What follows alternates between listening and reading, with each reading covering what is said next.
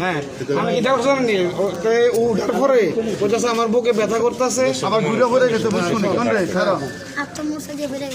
আবার এরপরে তারা ধরাধরি করে ওই আমরা যে বই সিঁড়িটা এনে উঠাইছে রে, হাতে লুটটা ছেড়ে দিছে।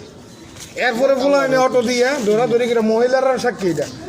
আর আমরা খালেক মিয়ার ফুট রকমাইন্ডার বলে আছে না, হাতের থেকে আর একটু বড়, এত তো একদম স্পষ্ট কইছে কথা, এত তো কইছে কালকে আমার লগে আছে কথাটা তো কইলো তো, কথাটা তো বলে আমরা তো কথা কথা লাগ দিলাম বুঝলি, পুলিশের কাম তো কইয়া লাভ নেই। আমি তো গেলে কয়েছে যে বডু লাগ করে তারপর বডু থেকে ব্যাপার নিয়ে নিয়ে দিলাম, এটা তো খারাপ হয়ে গেছে। পুলিশের বুঝাইতে আছে তোমরা করো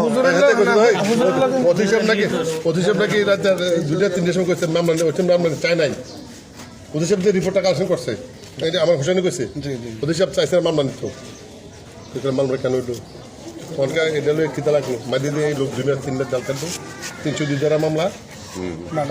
হ্যাঁ এটা খুব ভালো লোক এটা তো আচ্ছা তোমরা সাথে কোনো হুজুর আছিল? আমি কিন্তু খানা ফানা রয়েছে ওই দিন রোজা ছিল আপনার মনে থাকবে না, আমি 300 এর মালিক না, আমরা বাদ দেন মাত্র সাইডে আছিল না আমি ওই দিন আজকের মতো রোজা ছিল। হুজুরের নাম কি?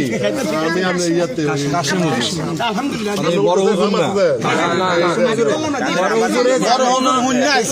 বড় হুজুরের অনুমতি ছাড়া কাশিম হুজুর ওনাদের দিকে তিনি বড় হুজুর এটাও জানে না যে অনকাদা হুজুর লাগে বলতে না, হুজুর যে কয় অদা সব করছে এইটা মনে হচ্ছে নাকি দেখো এটা কি দেখো ওই কি কত সন্তান কথা হ্যাঁ হুজুর কে আমি যাই অদা সব জানে আর এটা লগে আছে আমি সব জানে বাস এটার কথা এ বলে গাই মরে যাইতেছে আমার বাসা হ্যাঁ নি সব জানে মডার্ন লাগছে না তুই বুঝিস না।